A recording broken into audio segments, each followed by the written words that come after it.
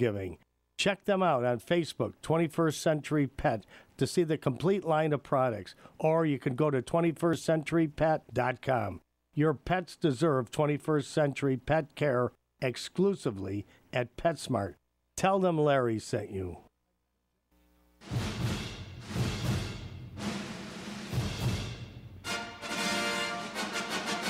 And now, with your link to the movies, it's our own Will Link. Thank you, as always. Last week we were talking about how we're deep in like the doldrums of the year. And if you looked at the box office this year, Possession was number one again. Didn't make a lot of money overall. It was a weak week. That's what I heard. This weekend was really bad for the box office. It was a rough week for the box office. So I decided to go check out some films that, smaller films that you should go and try to catch up on. And Nancy, you're always talking about wanting me to bring up more relationship films. The rom-coms. So I love those. So I think you might like this one. I saw Celeste and Jesse Forever. This is a new film that stars Rashida Jones and Andy Samberg. Rashida Jones also wrote it. And it's about a couple who are getting a divorce. And they remain really close friends, almost to the disturbance of their friends. They're like, well, why are you guys even together still? Or why aren't you together? You're the best of friends. And it's a really great film about seeing how two people, start to move on. And it's done in a really funny but real way. And Rashida Jones is phenomenal in it. Like, I've always enjoyed her on Parks and Recreations and movies like I Love You, Man. She's always been really funny, but she really gets to show a real range in this film. Was Rashida Jones, is she the character that was in The Office? Was she also in The Office? She was also in The Office, yeah. Yeah. And, of course, is the daughter of Quincy Jones and Peggy Lipton. Oh, I didn't know that. Wow. So I guess that's with the talent also. Absolutely. She's a good-looking girl, too. She is, definitely. And she does a great job. Andy Samberg also really surprised in this film. It's not just, as you would say, Nancy, he's not just a goofball in this movie. He shows a little more. You see him in these movies that aren't so good, like That's My Boy and stuff. But in this one, he shows a little bit more humanity. And interesting. It's a real surprise of a film. And if it's playing around you, or if you can see it on video on demand or something like that, definitely check it out. It's worth seeing. What's the name of it again? It's called Celeste and Jesse Forever. Yeah, but it also didn't make any money. No. It did not make any money. It did not make it. It didn't get a big release. And I think maybe this might bring to your gripe. Which comes up to my gripe. My gripe is I hate actors who come on talk shows, and when you ask them about their movie, they say, I don't like looking at myself.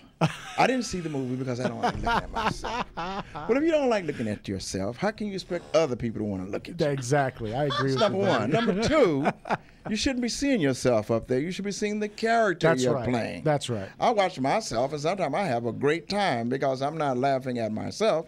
I'm laughing at the character that the writer wrote about, that I'm supposed to portray. Now, if I'm such a celebrity that I'm seeing myself, then I should be critiquing myself. Absolutely. Which is another reason why I should go to the movie to see myself if I'm actually doing the best that I can. That's finding true. out that maybe a line that I thought was funny didn't really work when I actually saw it on screen, or whether it did work. Which brings me back to his problem about there being a sad season in the movie industry. There was one movie that was a comedy, and it must have put together Will Ferrell and about 6 or 7 of his cronies. Okay. It was just out. The Campaign with Will Ferrell? No, not with Galifianakis. That was funny. That was good, funny, and that made money. But it was another one with him and the guy from the TV show Up, Down, something or other. He was with Will Ferrell in this prehistoric movie that he did. It was Land of the Lost. It was Land of the Lost. The movie version of Land of the Lost. So they put Will Ferrell and Ben Stiller and a whole bunch of these guys together, and I think what's happening now is that they have taken the ball of acceptance and exploded it so wide. There's no place for them to go. When you said every joke and you would use every word and just killed it, there's nowhere for you to go. Also, I think that director-wise, nobody can filter them now. Each one of these guys think they're the They're funniest superstars, thing. Oh, these yeah. comedian Right, actors, yeah. right. And they don't have a director that can filter them now. They need to look at themselves, because even the press is coming out and saying movies that have lead actors in them now used to be guaranteed box office up to a certain amount. That's right. Now you They can are put 10 lead actors in there, and they it's won't not break the making box. any money, and I think they need to start looking at themselves. Absolutely. And seeing the product that they're putting out there. Well, it's like a musician never listening to his own music. You got to hear it to check yourself. You know, you got to make sure Right. things are right. How else are you going to critique the work you're doing? How Oh, else- wait a minute. Am I getting the critic to agree with me? The I'm reviewer to- agreeing with you on this one. I'm agreeing. You watch yourself. That's a way you get to improve upon things. That's a way you know. Everyone else does it. Exactly. Yeah, Everyone absolutely. else puts themselves to the test.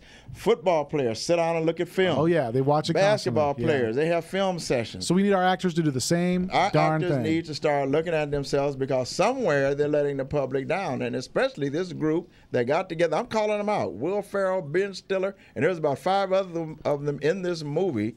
I think Jeff Apatow was in there. All these guys have gotten in and decided they're the funniest thing since sliced bread, and all of a sudden they're not funny, because instead of the plots don't make sense. Instead of the plots making sense, they're spending more time seeing who can top the other Oh, yeah. with the crudest joke, the crudest scene. I mean, come on. Yeah. And I don't go watch these guys stand in the restroom and urinate. So I'm getting sick of scenes in the toilet. Yeah, that's right. I see a lot of that lately. Yeah, come on. That gets to be what movies are all about. Yeah. Who can go in the toilet and make? They even got the women going in there now. And you see the bridesmaid? This is getting disgusting. And you mentioned Apatow, and I think a lot of the things in his films, they think they're so funny. The scenes go on and on. They got to get in and get out with the joke. Yeah. They can't Yeah. kill it like that. Leave a story in there somewhere. Guys, stick around. More great stuff coming up here on the PM show with Larry and Nancy good, Manetti. Roger. Roger E. Mosley in studio. Will Link, your link to the movies. I know we got one more to go, Will, so I'm going to give you your due diligence. We come back here right after the break.